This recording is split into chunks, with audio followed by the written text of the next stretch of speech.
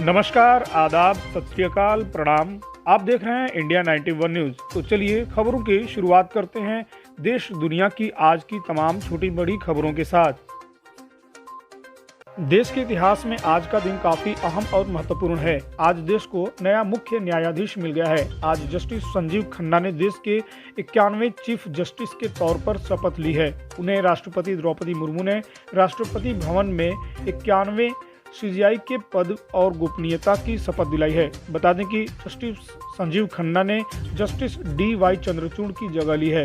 Justice Chandrachud रविवार को retire हो गए हैं। बता दें कि जस्टिस खन्ना का कार्यकाल 13 मई 2025 तक रहेगा। जनवरी 19 से सुप्रीम कोर्ट के न्यायाधीश के रूप में कार्यरत जस्टिस संजीव खन्ना कई बड़े केस पर सुनवाई कर चुके हैं। जस्टिस खन्ना EVM की विश्वसनीयता को बनाए रखने, चुनावी बांड योजना को खत्म करने, अनुच्छेद 370 को हटाने और दिल्ली के पूर्व मुख्यमंत्री अरविंद केजरीवाल को अंतरिम जमानत देने जैसे महत्वपूर्ण फैसलों में हिस्सा लिया है।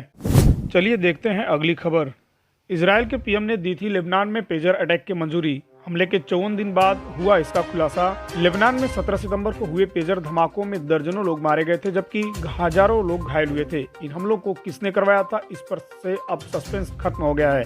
जी हाँ, इजरायल ने इन सीरियल ब्लास्ट की जिम्मेदारी ले ली है। हमले के 54 दिन बाद इजरायली PM के प्रवक्ता ने न्यूज एजेंसी AFP को बताया कि रविवार को ही कैबिनेट बैठक में PM नेतन्याहू ने इसकी पुष्टि की कि उन्होंने ही लेबनान में पेजर अटैक की हरी झंडी दी थी। हालांकि ओमर ने विस्तार से इस अटैक की कोई जानकारी नहीं दी। इजरायल के स्थानीय अखबार टाइम्स ऑफ इजराइल के अनुसार बैठक में नेतन्याहू ने कहा, डिफेंस एजेंसी और सीनियर अधिकारी पेजर अटैक और हिजबुल्लाह के तत्कालीन चीफ नसरल्लाह को ढेर करने के ऑपरेशन के खिलाफ थे।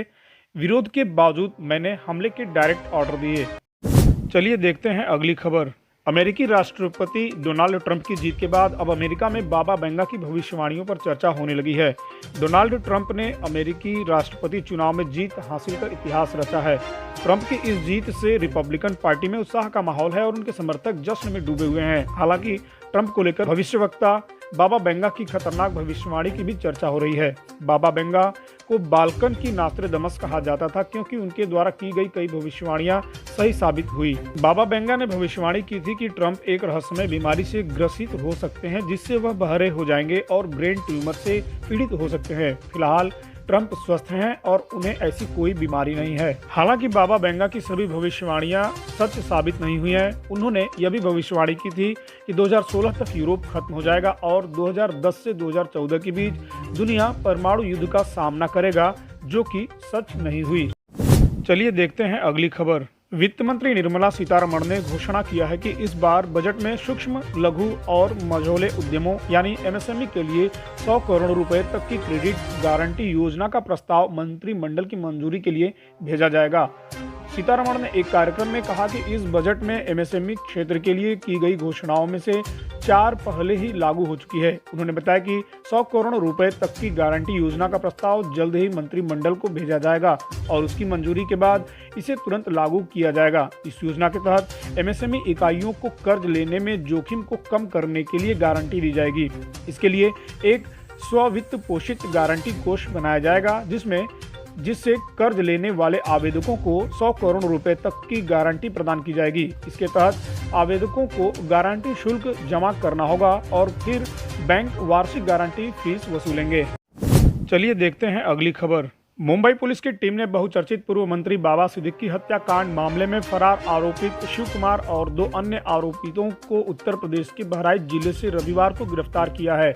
इन तीनों आरोपियों को पुलिस मुंबई ला रही है। इस मामले की छानबीन जारी है। जानकारी के मुताबिक 12 अक्टूबर को बांद्रा में पूर्व मंत्री बाबा सिद्दीकी की गोली मारकर हत्या कर दी गई थी। इस मामले में पुलिस ने अब तक 18 आरोपितों को गिरफ्तार किया है, जबकि 3 आरोपितों को फरार घोषित किया गया है। मुंबई पुलिस ने इन वांछित आरोपितों के खिलाफ लुकआउट सर्कुलर जारी किया है।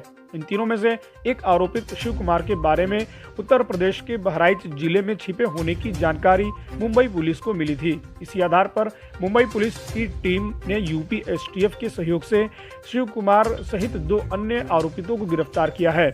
इन तीनों को मुंबई पुलिस मुंबई ला रही है और तीनों को सोमवार को मुंबई की कोर्ट में पेश किया जाएगा।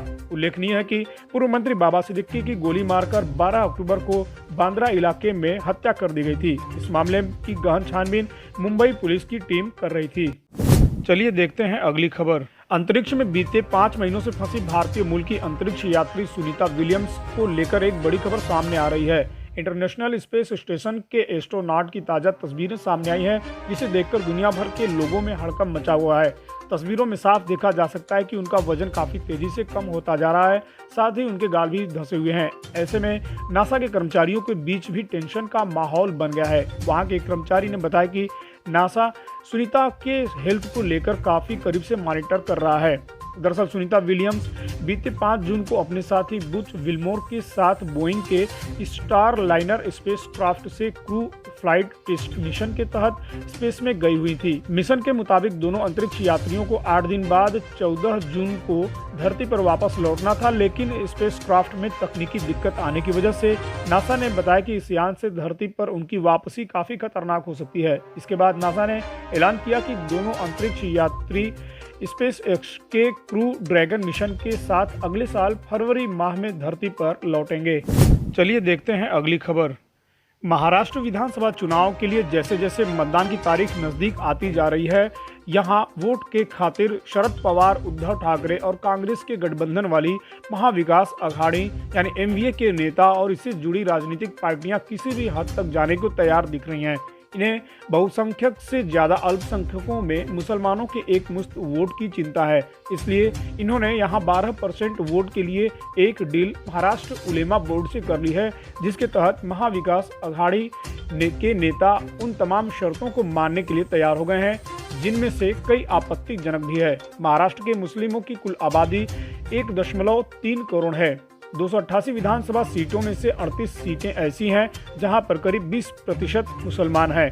इनमें से भी 9 सीटें ऐसी हैं जहां मुस्लिमों की आबादी 40% से ज़्यादा है। राजधानी मुंबई में 10 सीटों पर मुस्लिमों की आबादी 25% से अधिक है। चलिए देखते हैं अगली खबर। मुख्यमंत्री योगी आदित्यनाथ ने उपचुनाव प्रचार की रैलियों में रविवार को समाजवादी पार्टी के नेतृत्व व इनके नेताओं को खूब धोया है। उन्होंने पीडीओ को घेरते हुए इसकी नई परिभाषा बताई। कहा कि इनका पीडीए प्रोडक्शन हाउस ऑफ दंगाई एंड अपराधी है। सपा माफिया व अपराधियों को पालने का प्रोडक्शन हाउस बन गया है। हर दुर्दांत अपराधी, माफिया, दुष्कर्मी जिस प्रोडक्शन हाउस से पैदा होते हैं, उनके सीईओ अखिलेश यादव व ट्रेनर शिवपाल यादव हैं। प्रदेश का हर बड़ा अपराधी, माफिया व दंगाई सपा के इसी प्रोडक्शन हाउस का हिस्सा होगा। सपा माफिया का प्रोडक्शन हाउस बनकर जनता को तबाह कर रही है। चलिए देखते हैं अगली खबर।